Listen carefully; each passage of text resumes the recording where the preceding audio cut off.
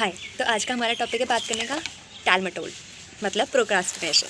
देखो मैंने छोटे से नोट से बनाया है इसमें ताकि मुझे बताने में आसानी हो। तो सबसे पहले टाल मटोल करना तो आपको पता ही है क्या होता है, ठीक है। लेकिन अगर हम वैसे जाने तो जो प्रोक्रास्टिनेशन है ये एक लैटिन वर्ड लैटिना, ठीक है, क्रास्टिनस इससे बना हुआ है, डिराइव हुआ है, जिसका मतलब होता है टुमारो, ठीक है, कल पे टालना। आपको पता ही है टाल मटोल करना यही होता है। जब हम आज का काम नहीं करते, बोलते रहते कल करेंगे कल करेंगे, बैठे रहते वैसे भी कुछ नहीं कर रहे होते, लेकिन जो काम करना होता है वो तभी नहीं करते। ये तुमको तभी आना होता है जब मैं वीडियो बना रही होती हूँ। आज मुझे लग रहा है मुझे कोई वीडियो नहीं बनाने देगा, लेकिन हम कंटिन्यू करेंगे। भगवान जी टेस्ट कर रहे हो क्या? ठीक है। तो ये एक तरीके से ना, मतलब इस अगर साइकोलॉजिकली देखें तो प्रोक्रास्टिनेशन मतलब लेजीनेस नहीं होता, ठीक है। इसको डीपर लेवल पे समझने की ये चीज़ होती है कि ये एक तरीके का बिहेवियर होता है जो हमारी लाइफ में कोई भी किसी भी तरीके का स्ट्रेस होता है या फिर एक तरीके से अनफाउंडेड नेगेटिव बिलीव्स जो हमारे अंदर होते हैं, हमें नहीं पता होते कि हमें कौन सी सिचुएशंस की वजह से ऐसा फील हो रहा है अंदर जिसकी वजह से ना वो एक जगह इकट्ठे होने लगते हैं ऐसे इमोशन, और जिसकी वजह से एज अ रिजल्ट टाल मटोल करने वाली जो आदत है ना, ये आदत बन जाती है हमारे अंदर, ठीक है। अब इसके टाइप की बात करते हैं और देखो कि आप कौन कौन से प्रोक्रास्टिनेटर हो, अगर हो तो, ठीक है, क्योंकि मैं भी थी तो मैं नहीं बोलूँगी, अब बताऊँगी कि मैं कौन से वाली थी। तो पहला होगा अवॉइडेंट। तो अवॉइडेंट में क्या आएगा कि ऐसा इंसान ना जो टास्क को अवॉइड करता रहेगा due to the fear of failure और जजमेंट, कि मतलब समझ गए होगे कि इसको डर लगता है कि वो हार ना जाए, इसको जैसे वो करेगा ही नहीं, ठीक है। या फिर उसको जैसे होते नहीं है, बहुत से लोगों को बहुत फ़र्क पड़ता है दूसरों के ओपिनियंस वगैरह से, ठीक है, वो जज करते हैं, वो बोलते हैं तो उनको बहुत फ़र्क पड़ता है, तो उसकी वजह से उनको डर लगता है, तो वो कोई चीज़ करते ही नहीं है स्टार्ट, तो करेंगे नहीं तो कैसे ख़त्म होंगी, टालते रहेंगे, ठीक है। और ये तो एक बार इसका ये वाला पार्ट हो गया। दूसरा पार्ट कहता है कि due to the fear of failure. अब ये भी होता है, बहुत बड़ा टॉपिक है ये, ठीक है। लेकिन अगर आप इसको ठीक करना चाहो तो आप इसको कैसे करोगे कि अपने जो भी आपका टास्क है उसको छोटे छोटे मैनेजेबल फॉर्म में तोड़कर फिर उसको कंप्लीट करो, जैसे टू डू लिस्ट नहीं बनाते। मैं अब इस चीज़ को ना पढ़ाई से रिलेट कर लेती हूँ क्योंकि वो सबसे ईजीएस्ट एग्जांपल लगता है मुझे हर चीज़ से रिलेट करने के लिए। तो जैसे कि कोई बड़ा चैप्टर है, ठीक है, अब तुमसे याद नहीं हो रहा तो तुम क्या करोगे, उसे छोटा छोटा करके तो याद करोगे कि चलो पहले एक पेज में कितना बना हुआ है उसको पढ़ लो, समराइज कर लो, फिर उसको याद कर लो, फिर नेक्स्ट पेज पे जंप करो, ठीक है। अब कोई कोई होता है कि वो चैप्टर ना छूता ही नहीं है कि भाई ये तो बहुत मुश्किल काम चैप्टर है तो ये नहीं करूँगी, दूसरा चैप्टर वो स्किप कर देता है, ठीक है। अब ये चीज़ तो बहुत छोटी एग्जाम्पल बताइए, ऐसी बहुत सारी चीज़ें होती हैं जिसमें ऐसे वाले लोग होते हैं जो आज सब, हे भगवान राधे, ठीक है। फिर सेकंड टाइप का प्रोक्रास्टिनेटर होता है टू बेस्ड, मतलब कि जो अपने कामों को ना ऐसे डिले करता है बिकॉज ऑफ बीइंग बोरिंग और ओवरवेलमिंग, ठीक है। मतलब कि जो कंसिस्टेंट नहीं होते ना, जैसे कंसिस्टेंसी मतलब ना लोग क्या समझते हैं कि करते रहो और ज़्यादा काम, ठीक है, कि 8-8 घंटे 10-10 घंटे कोई एक काम पकड़ के करते रहो। बहुत से लोग होते कर लेते हैं, बट किसी किसी के लिए 8-8 घंटे बहुत ज़्यादा होते हैं, तो वो क्या करेंगे, एक हफ्ते में 4 दिन तो 8-8 घंटे कर लेंगे, चलो 2-3 दिन समझ लो, और फिर बाकी दिन उनसे उठा भी नहीं जाएगा। तो बेटर कि तुम 5-5 घंटे कर लो, लेकिन कम से कम पूरे दिन करो, ये कम करो कि अब किसी दिन 8 घंटे पढ़ाई कर लो, किसी दिन 5 घंटे पढ़ाई कर लो। अब इसका मतलब ये नहीं कि 8 घंटे कर लिया तो बाकी दिन 3 दिन छोड़ ही दिए। मैं से फ्रस्ट्रेट हो जाऊँगी, इतना इंटरप्शन जो हो रहा है ना, ठीक है। इसको भी ठीक करने का अगर बोलें कि इसको फिक्स कैसे करें तो इसका भी यही होगा कि अपने टास्क को छोटे छोटे उसमें डिवाइड कर लो और फिर करो। देन थर्ड वन है परफेक्शनिस्ट, जो मेरे को था, ठीक है। इसमें ना क्या होता है, देखो एक ये मैं सबसे ज़्यादा अच्छी तरह बता पाऊँगी क्योंकि ज़्यादा रिलेट कर पाई थी। तो एक तो इंसान होता है लेज़ी, ठीक है, जिसको होता है कि भाई मैं काम नहीं कर रही, ठीक है। दूसरा इंसान होता है ये वाला, वैसे तो लेज़ी इसमें से कोई भी नहीं होता, लेकिन मैं जब मेरे को पता नहीं था पूरा इस टॉपिक के बारे में, तो मैंने पढ़ा नहीं था, तब मैं अपने आप को ऐसे कंपेयर करती थी कि एक होता है कि ओवर डूइंग इंसान, ठीक है, कि मतलब उसको ये भी करना है, ये भी करना है, ये भी करना है।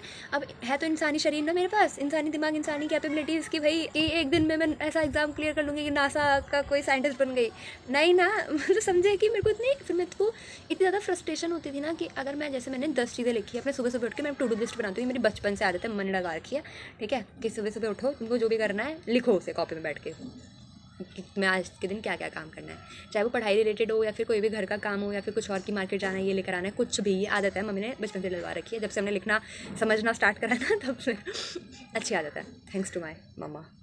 ओके, फिर कहाँ पे थी, हाँ, ठीक है। अब क्या होने लग गया था ना बीच में कि मैं बहुत ज़्यादा लिख लेती थी कि मुझे ये टॉपिक भी करना है, ये भी करना है, वीडियो भी बनानी है 2-3, ये भी बनानी है, वो भी बनाना है, ठीक है। और मैं फिर जब रात में लेटूँ आराम से, मुझे चैन की नींद ना तभी आती थी जब मेरे वो सारे टू डू लिस्ट के जो मैं से डब्बे बनाती थी ना उस पर टिक लग गया। अगर एक पे भी टिक नहीं लगा, ऐसे मुझे गिल्ट में नींद आती थी, मुझे नींद ही नहीं आती थी। और फिर मैं बहुत परेशान रहने लग गई थी। ठीक है, फिर मैंने अपने फ्रेंड से बोला कि यार मेरे को ना ऐसे ऐसे हो रहा है कि मैं कुछ कर नहीं रही हूँ, है ना। वो कहती है अच्छा तूने क्या करा पूरे दिन। अब मैंने जब उसे पूरे दिन बताया तो कहती भाई साहब इतना मैं एक हफ्ते में करती हूँ जितना तू एक दिन में कर रही है, तो इंसान ही है ना। मैंने बोला इंसान तो हूँ, लेकिन मेरे को ऐसा गिल्ट लगता है, गिल्ट होता है बहुत ज़्यादा कि मैंने तो ये चीज़ रह गई यार, वो नहीं करी। उन्होंने बोला कि अपने आप को ना थोड़ा कम टू डू लिस्ट दिया। फिर मेरे को भी ये लगा कि अगर अब अपने आप को कम टू डू लिस्ट दूंगी कि ये करना वो करना, तो भाई मैं प्रोडक्टिव कैसे रहूँगी पूरे दिन, मैं कैसे क्या करूँगी। फिर मतलब बहुत परेशान हुई थी बस टाइम पे। ठीक है, फिर धीरे धीरे मुझे समझ आया कि नहीं ऐसा काम नहीं चलने वाला, ये अच्छी आदत नहीं है, ये तुम्हारे अंदर एक चीज़ की कमी है। ठीक है, तुम प्रोक्रास्टिनेट करती हो, इसे समझाओ अपने आप में। ठीक है, क्योंकि भाई सच में दिक्कत थी ये, पता है। ये अभी मैं मजाक में बता रही हूँ ना, तो तुमको मुझे नहीं पता सीरियस लग रहा होगा नहीं लग रहा होगा, सीरियस बात है ये। क्योंकि बहुत गिल्ट में सोना, मतलब समझ रहे हो, गिल्ट में सोना। अभी तो मैं हंस रही हूँ ना, मैं इतना बोलती थी मैंने आज पूरे दिन कुछ नहीं करा, कैसे होगा सब। मैं बस एक चीज़ और टास्क कर लेती, 3 घंटे और भगवान मुझे एक्स्ट्रा दे देता दिन में, मुझे दे देता सिर्फ 3 घंटे एक्स्ट्रा, तो मेरे काम हो जाता। ओवर थिंकिंग चलती है बेवकूफ़ों वाली। नहीं समझ आता कहाँ से क्या जोड़ रही हूँ, 3 घंटे एक्स्ट्रा कहाँ से आ गए। और ये हर बार होता है मेरे साथ, मतलब था टच उठ। और उस टाइम पे तो भाई मैं मेडिटेशन वगैरह सब करती थी, लेकिन फिर भी होता था ना कि मेडिटेशन करते तो और ज़्यादा प्रोडक्टिव बनते हैं हम, है ना, चीज़ों पे ज़्यादा अच्छी तरह फोकस होता है, वो भी ठीक है।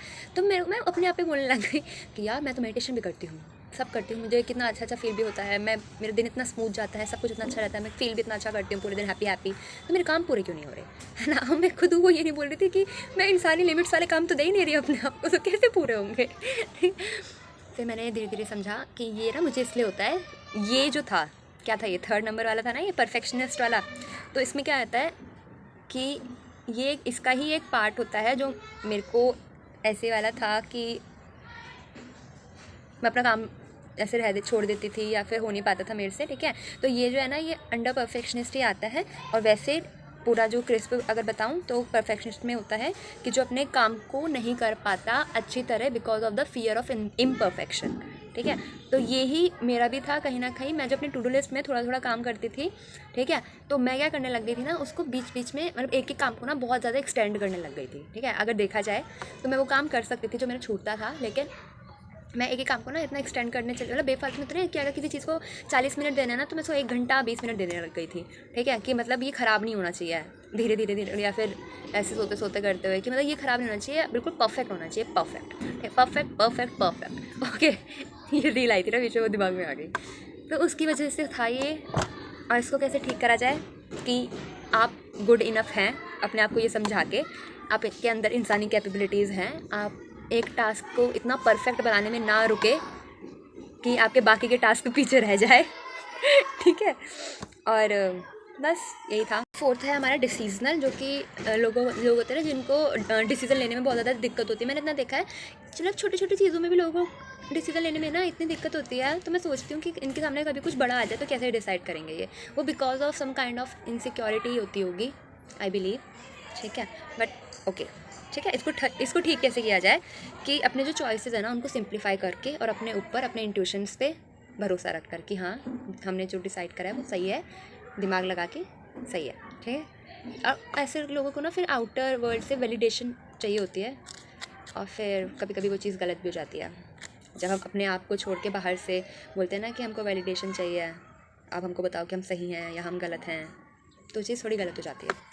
ठीक है, देन है अवॉइडेंस ऑफ नेगेटिव इमोशंस। जो ऐसे लोग जिनको जैसे होता नहीं है, जब कुछ वैसे कुछ बुरा होता है वो लोग भाग जाते हैं या फिर चीज़ें पीछे छोड़ देते हैं, है ना। जैसे कि कुछ हुआ तो जैसे कुछ हुआ, अब उनको उसके साथ ना बहुत बुरा फील हो रहा है या फिर उनको अच्छी फीलिंग नहीं आ रही है, तो वो उस चीज़ से दूर चले जाते हैं, उस चीज़ को फेस नहीं करते, वो उस चीज़ को छोड़ के चले जाते हैं। ठीक है, कि ये उनका एस्केप मैकेनिज़्म होता है, ये भी अच्छी बात नहीं है।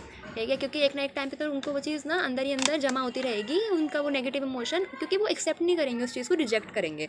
और कीप दिस इन माइंड कि हम जब भी किसी चीज़ को रिजेक्ट करते हैं वो रिजेक्ट नहीं होती इन एक्चुअल वे, वो हमारे अंदर ही स्टोर होती है। So better we accept that. Okay, और जब हम एक्सेप्ट करते हैं तो उस चीज़ें सही होती हैं। तो जब ऐसा हो कभी भी कि आपको कुछ अच्छा फील नहीं हो रहा है और आप चाह रहे हो कि वो ना हो, तो आप उसको कहीं अपना ध्यान भटकाना मत कि मैं ये कर लेती हूँ, मैं अपना ध्यान भटका लूँगी, नहीं, उस चीज़ को फील करना। ठीक है, और फिर उसे एक्सेप्ट करना और फिर अपने किसी दूसरे काम में लगना। अगर आप उस किसी फीलिंग से भागोगे ना, वो फीलिंग बार बार आपके पास ही आएगी। ठीक है, जो भी इमोशन हो ना उस टाइम पे आपको जैसा भी फील हो रहा हो तो उसको फेस करना डायरेक्टली। ओके, देन है क्रॉनिक। ठीक है, ये होता है सीरियस वाला, जिसे बोलते हैं कि a persistent pattern of procrastination often due to deeper issues, जिसके लिए आपको प्रोफेशनल हेल्प की नीड होती है। मतलब आपको, मतलब आपको नहीं बोल रही मैं, आप जो भी रिलेट कर रहा हो या जिसको भी हो, वो थोड़ा ज़्यादा दिक्कत वाली चीज़ हो जाती है। ठीक है, वो मेडिकल टर्म वाली हो जाता है। बस ये था हमारा procrastination in a very short way. आशा करती हूँ कि आपको समझ आया होगा। मुझे बताना कि तुम कौन से वाले प्रोक्रास्टिनेटर हो, अगर हो तो इसमें से कुछ मैच करा तो। ओके, मैंने तो अपना बता दिया कि मैं परफेक्शनिस्ट हूँ। शायद ना उसी वजह से मैंने वीडियोस भी बनाना नहीं स्टार्ट करा था जल्दी, कि पता नहीं कैसी बनेंगी, लोगों को कैसी लगेगी, जजमेंट वाला भी अवॉइडेंट और परफेक्शनिस्ट मिक्स। लेकिन अब ऐसा नहीं होता। Thanks to Radha, thank you. Okay bye. मैं वीडियो बनाने बैठी हूँ और ये मुझे वीडियो नहीं बनाने देंगे अब।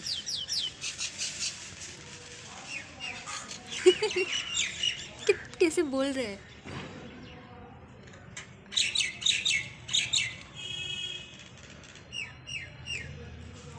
जी चारों कोने से बात कर रहे हैं। मैं जब भी छत पर आती हूँ ना, अभी तक सब शांत था। ये यहीं है मेरे घर के कोने में। अभी ये शुरू हुए हैं, इससे पहले कौवे आए हुए थे, अभी बैठे हुए हैं। कैसे बनेगी वीडियो। बनाती रुको।